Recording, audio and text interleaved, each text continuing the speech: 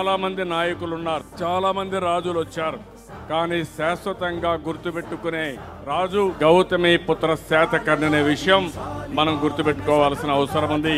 మద్రాసీలు అని పిలువబడుతున్నటువంటి తెలుగు వారిని ఆంధ్రప్రదేశ్ అనేది ఒకటి ఉంది, తెలుగు జాతి ఒకటి ఉంది అని తెలిపినటువంటి మహానాయకుడు ఎన్టీ రామారావు గారు, వారి కొడుకుగా 100వ చిత్రానికి బాలకృష్ణ గారు తెలుగు ప్రజలందరికీ చరిత్రలో చిరకాలం గర్వంగా గుర్తుండిపోయే విధంగా శాతవాహన శకానికి సంబంధించినటువంటి కథా వస్తువు తీసుకొని 100వ చిత్రాన్ని నిర్మించి తలపెట్టడం చాలా సంతోషం. ఈ గౌతమి పుత్ర శాతకర్ణి అంటే ఈయన శాలివాహన మహారాజు.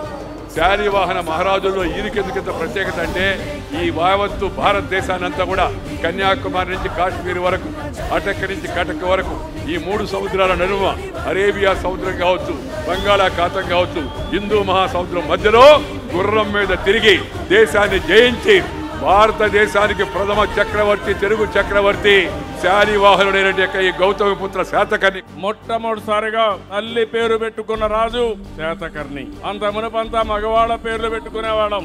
ఇంటి పేరు, తండ్రి పేరు పెట్టుకునే దగ్గర నుంచి కాదు, తల్లికి గౌరవం ఇవ్వాలి, మహిళలకు గౌరవం ఇవ్వాలని మొట్టమొదటిసారిగా చరిత్రలో గౌరవం ఇచ్చిన వ్యక్తి శాతకర్ణి అని చెప్పి కూడా నేను మీకు తెలియజేస్తున్నా. గౌతమి పుత్ర శాతకర్ణి బాలకృష్ణ గారి 100వ చిత్రం ఖచ్చితంగా 200 రోజులు ఆడుతుందని మాత్రం చెప్పగలను. సోదరులు, మిత్రులు, బాలకృష్ణ గారికి అభినందనలు తెలియజేస్తూ ఒక కోరిక ఉంది నాకు. సినిమా పూర్తయిన తర్వాత మొట్టమొదటి బ్యాచ్లో నాకు కూడా సినిమా చూపెట్టాలని కోరుకుంటూ, కలిసి వచ్చే సమయం వచ్చినప్పుడు ఏ విధంగా ఒక్కొక్క ఇష్యూ వస్తుంటే క్రిష్ గారు చూసి అక్కడి నుంచి ఒక ప్రేరణ తీసుకుని అమరావతి పైన రీసెర్చ్ చేసి ఈరోజు గౌతమి పుత్ర శాతకర్ణి పిక్చర్ తీశారంటే తెలుగు వారందరూ కూడా మనస్ఫూర్తిగా ధన్యవాదాలు తెలియజేయాల్సిన అవసరం ఉంది, అభినందనలు తెలియజేయాల్సిన అవసరం ఉంది.